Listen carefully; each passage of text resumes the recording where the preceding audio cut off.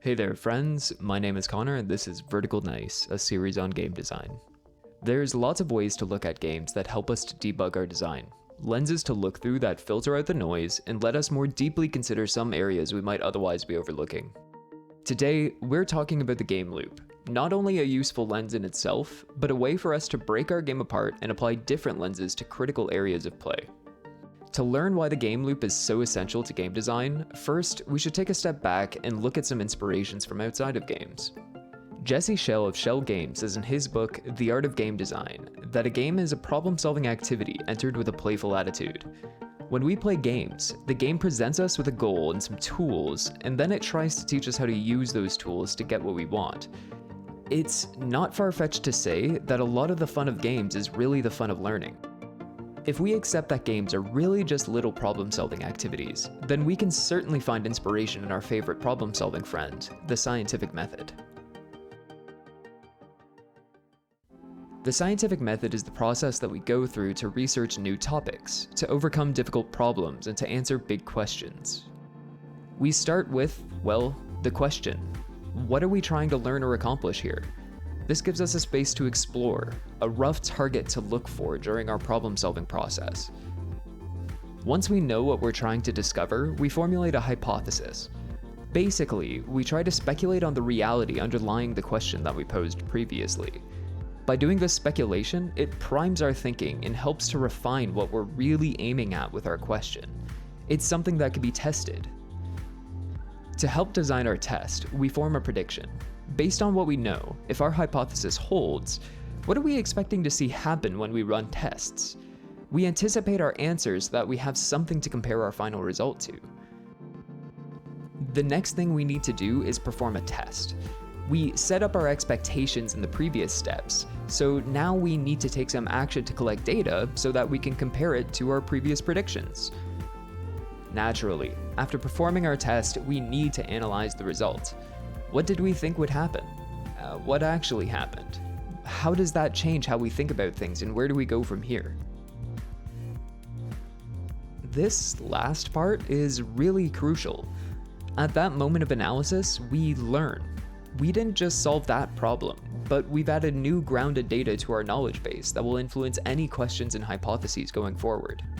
At this point, we've learned something new, and can feel free to ask new questions and repeat it all over again with new data and new predictions to learn more. In games, we're throwing the player into an artificial world that they really don't know anything about. We could have made our game behave in any way we wanted. Just because a game is a platformer doesn't mean the power-ups aren't actually enemies.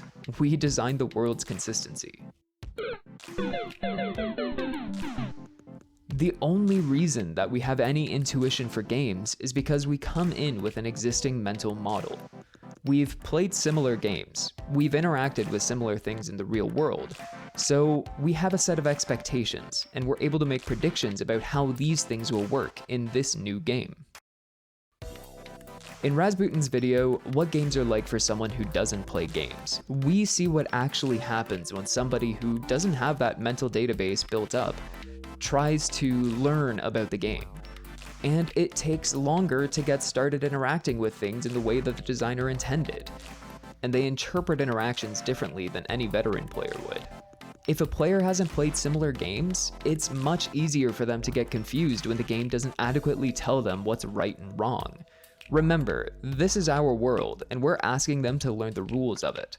We just happen to be using similar rules to the many similar games that have come before us. Now, imagine taking a math class in university, and every week you're taught new material, each element building up one after another. Each week, you take a quiz and answer a bunch of questions. But that quiz is never graded. You don't know which answers were right or wrong. At the end of the year, after taking tons of quizzes without getting any feedback, how well do you think you'll score on a test? This is a crucial step in the analysis part of the scientific method. Feedback. We perform a test so that we get a result, so that we can know if we were right or wrong, and we use that feedback to inform future experiments. In games, like in science, if we want a better mental model, we need to get good feedback.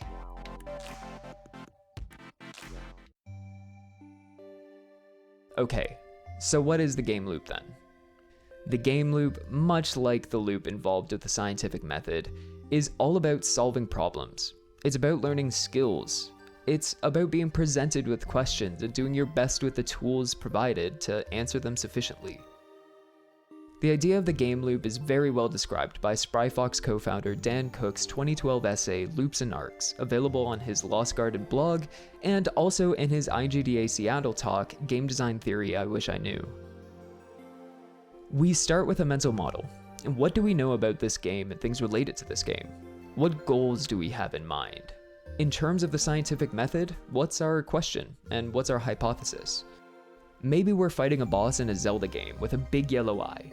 And based on our experience with previous Zelda games, we can predict that hitting the boss in the big yellow eye will deal the most damage. Maybe we're playing a puzzle game with ice cubes on an icy floor, and we know from real life that ice is slippery and we might be able to push them around. Once we have a goal, we instinctively predict which actions might be available to us, and choose an action which we think is going to bring us closer to that goal. No way! No! Hey, Victoria? Because this is our own world, the next step is to have the rules of the game take place. It's important for us as designers to consider this step, because we're the ones designing the cause and effect of actions. We want our actions to behave consistently, to reinforce a strong mental model and boost the player's confidence that our game world really is learnable. Finally, the all-crucial feedback. We give the player some kind of data that they can analyze and use to update their mental model. This could be in the form of rewards, like coins, points, or access to new areas. Or it could be in the form of evocative stimuli, like animations or sound effects. But of course, this is a loop. Once we have our feedback, this updates our mental model. We have a better understanding of the game's rules, and we can either try again at our goal, or we can formulate a new goal and take actions towards that. While the scientific method can take place over days, months, or years, the game loop scales from individual seconds of gameplay all the way to the length of an entire game.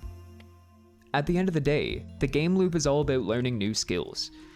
It may be the strategic and tactical skills needed to plan and push through entire levels, but it also refers to the second-to-second gameplay that the player is constantly engaged in. This momentary game loop has a special name, the core loop. The game loop which permeates every moment of the game. Just about every problem the player engages in will use the skills honed during the core loop, so we have to pay it extra attention.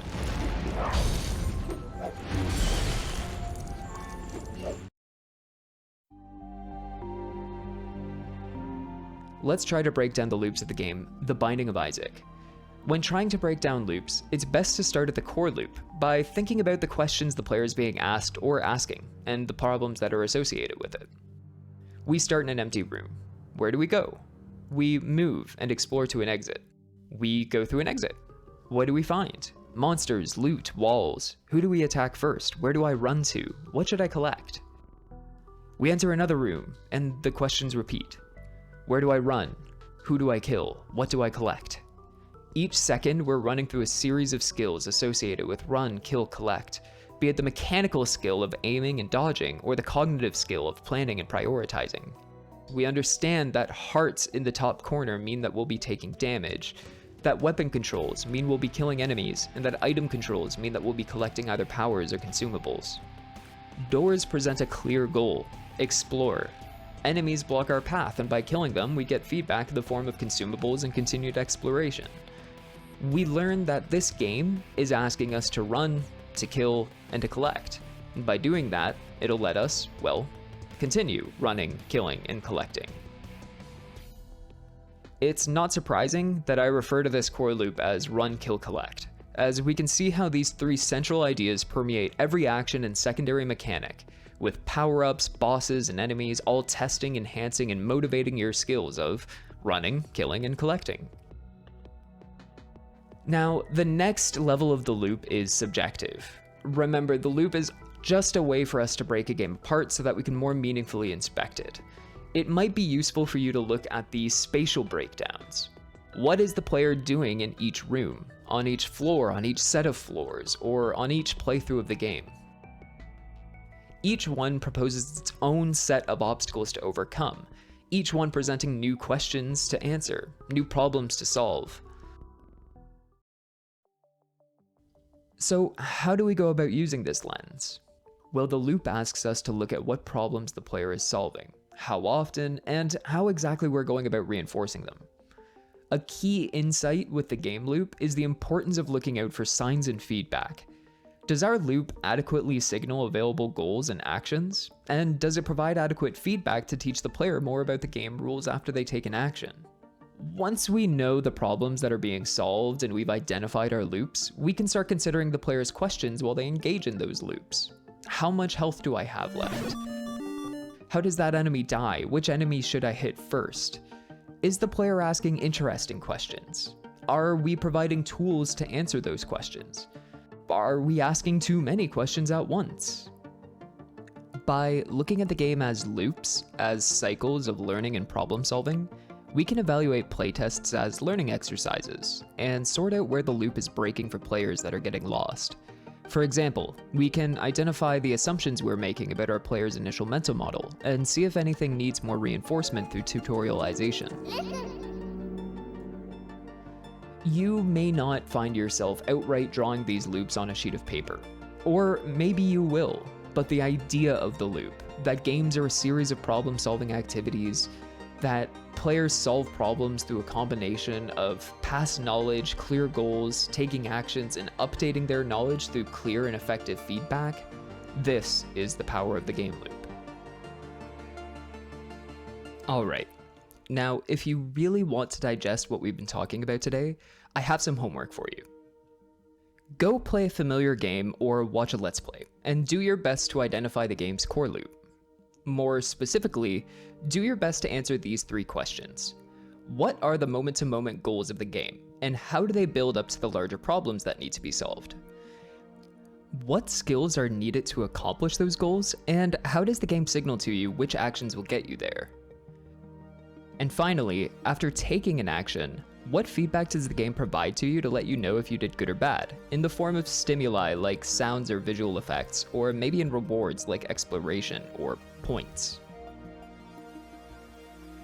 If you'd like, you can leave your responses in the comments and maybe we can have a chat about them. Thank you for watching. This is my first video and I'm hoping it's going to be the first in a long series. There will be lots of extra resources and references that you can check out in the description below. If you liked it, maybe let me know with a like. If you'd like to see more, then maybe consider subscribing. I mean, you could single-handedly bump my subscriber count up by like 25% at this point, so that would be pretty cool. If you have any advice for a creator just getting started, or you just have some topics that you would like me to chat about, then leave a comment down below. I hope you're having a great day or evening, week, or weekend, and be well, everyone.